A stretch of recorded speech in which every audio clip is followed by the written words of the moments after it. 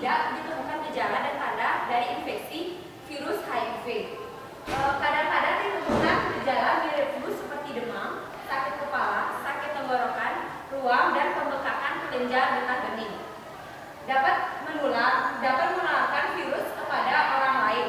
Di sini walaupun orang yang terinfeksi virus HIV ini, walaupun tidak memperlihatkan gejala yang khas akibat virus itu, namun dia juga sudah dapat menularkan virus itu kepada orang lain. Yang kedua adalah fase lanjut. Penderita bebas dari gejala infeksi selama 8 atau 9 tahun lebih. Karena virus HIV ini walaupun dia sudah menyerang tubuh manusia, namun masa inkubasinya itu cukup panjang, sekitar 5-10 tahun. Penderita mulai memperlihatkan gejala yang kronis seperti pembesaran kelenjar getah bening, diare, berat badan yang menurun, demam, batuk, dan pernafasan pendek atau sesak nafas. Yang terakhir adalah fase akhir, terjadi sekitar 10 tahun atau lebih setelah orang itu terinfeksi oleh HIV, seperti yang saya katakan tadi, bahwa walaupun orang itu sudah terkena virus HIV itu, masa inkubasinya itu cukup panjang, sekitar 5-10 tahun. Selain itu juga gejala yang lebih berat sudah mulai bermunculan dan berakhir pada penyakit AIDS tersebut. Selanjutnya di sini cara penularan HIV/AIDS. Yang pertama itu melalui hubungan seksual tanpa menggunakan kondom.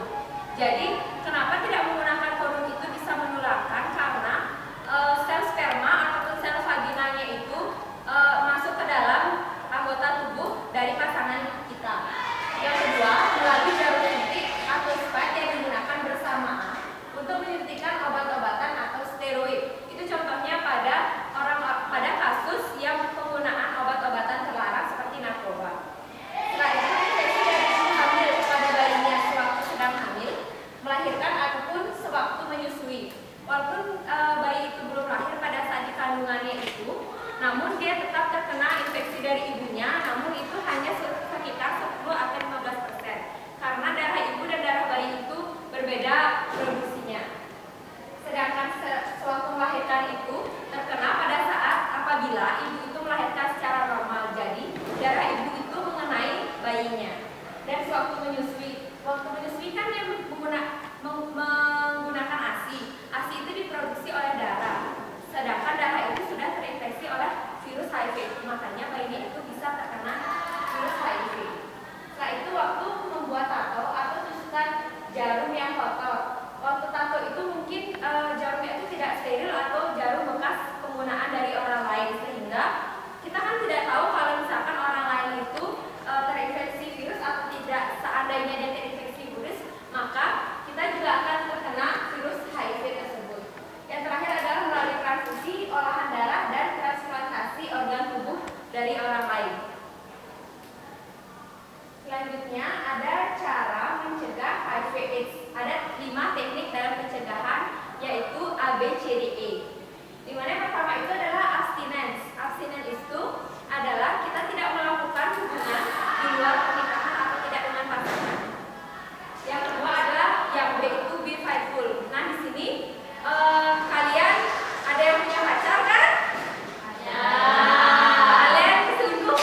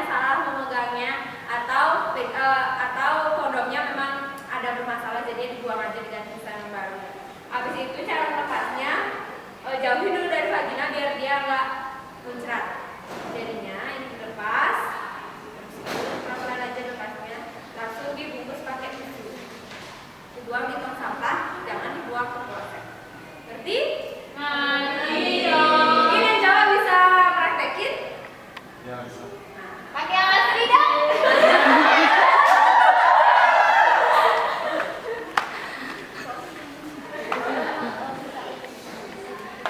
Nih, coba lihat dulu expirednya. Jangan baru buru-buru nggak lihat expirednya.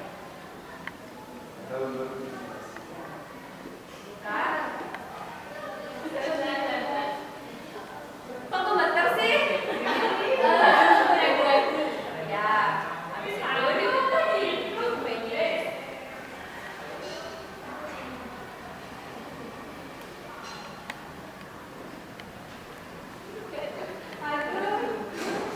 Susah ya. Ini cewek mau nyoba? Mau. Nah, kayak gini ya. Jadinya, nah di sini tuh tempat ditampungnya sperma yang berhubung udaranya ini. Habis itu coba dilepas, gimana cara melepasnya? Jauhin dari vagina. Nanti dipraktekin. Jangan langsung dipraktekin ya. Pacarnya ada di sini mungkin? Ya seperti itu ya. Gimana? Ada pertanyaan? Atau yang cewek mau coba? Mau pacarnya, semua nyoba pacarnya. Oke deh, sekian yang bisa saya jelaskan tentang penggunaan kondom. Ya, Bri bisa balik ke tempat. Artinya benar. Oke deh, untuk waktu dan tempat saya serahkan ke moderator. Oke, itu tadi penjelasan dari Puspa mengenai HIV dan salah satu cara pencegahannya itu dengan cara menggunakan kondom dan juga udah didemonstrasi oleh Puspa. Di sini apakah teman-teman masih punya pertanyaan? Itu ada yang pikiran masih mengganjal apa sih yang belum kalian mengerti dari tadi penyajian yang disampaikan oleh Puspa? Kalau ada yang masih punya pertanyaan yang masih mengganjal di pikiran bisa ditanyain sekarang dan Puspa juga akan menjawabnya. Di sini ada yang punya pertanyaan? Ya, coba yang baju kuning. Siapa namanya? Ilo. Oh, untuk Ilo, silakan pertanyaannya. Tadi kan dibilangnya kondom buat cowok, ada nggak kondom buat cewek? Oh, baik, Ilo nanya, ada nggak sih kondom yang untuk cewek? Apakah kondom untuk cowok aja? Baik, untuk Puspa bisa langsung dijawab pertanyaan dari Ilo. Oke, di sini karena pertanyaannya itu sekalian saya membahas tentang kondomnya cewek.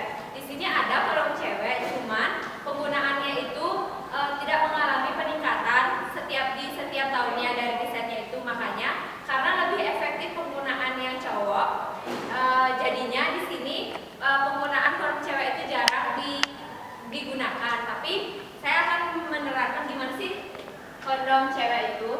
Oke, kondom cewek itu bentuknya kayak gini ya. Dia itu lebih besar dari kondom yang cowok. Ini penggunaannya juga karena udah ditanyakan dari beberapa orang yang menggunakan. Di sini efeknya itu rasa sakit pada saat penggunaan dan pada saat yang lepasnya. Karena kalau penggunaannya itu masih bisa sih dipencet. Jadinya kalau dikeluarin itu langsung ditarik. Jadi sebesar ini tuh langsung keluar dari vagina yang cewek. Seperti itu. Tapi cara penggunaannya itu yang ada karetnya ini di apa ya namanya? Dipecik ya? Ya,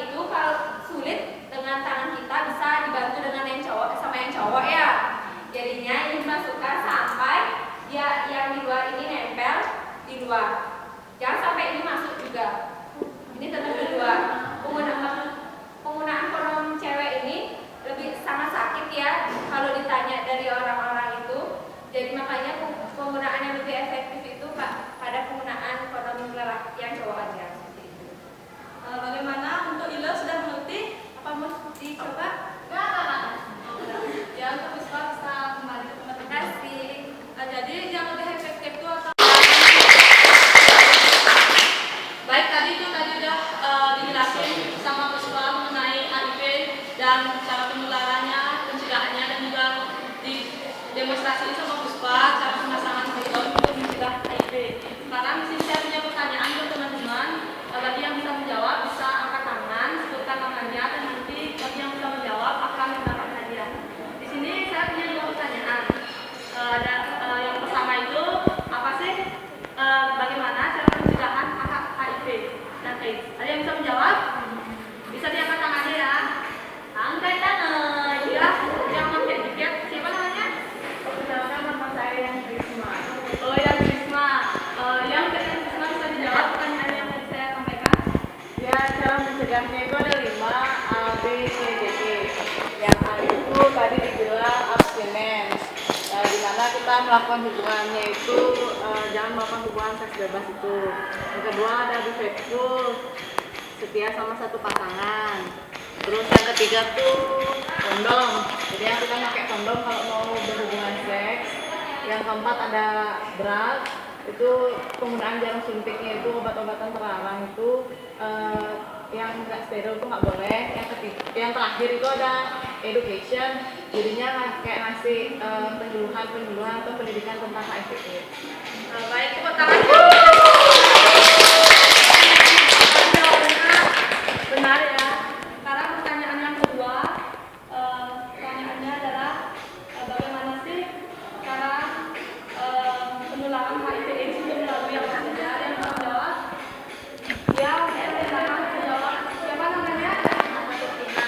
Oh, Ketina bisa langsung dijawab. Penularan HIV/AIDS itu yang pertama menggunakan jarum suntik secara bergantian, terus seks bebas tanpa menggunakan kondom, terus bagi ibu hamil yang akan menularkan kepada janinnya, kemudian ibu yang menyusui, terus transfusi darah dan transplantasi organ. Oke, tepuk tangan ya. Baik, untuk tadi yang menjawab benar tuh untuk yang Risma dan Ketina bisa ke depan ya. Dapat hadiah.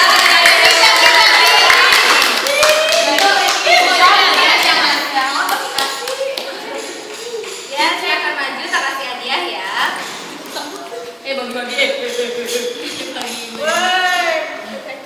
Selamat ya.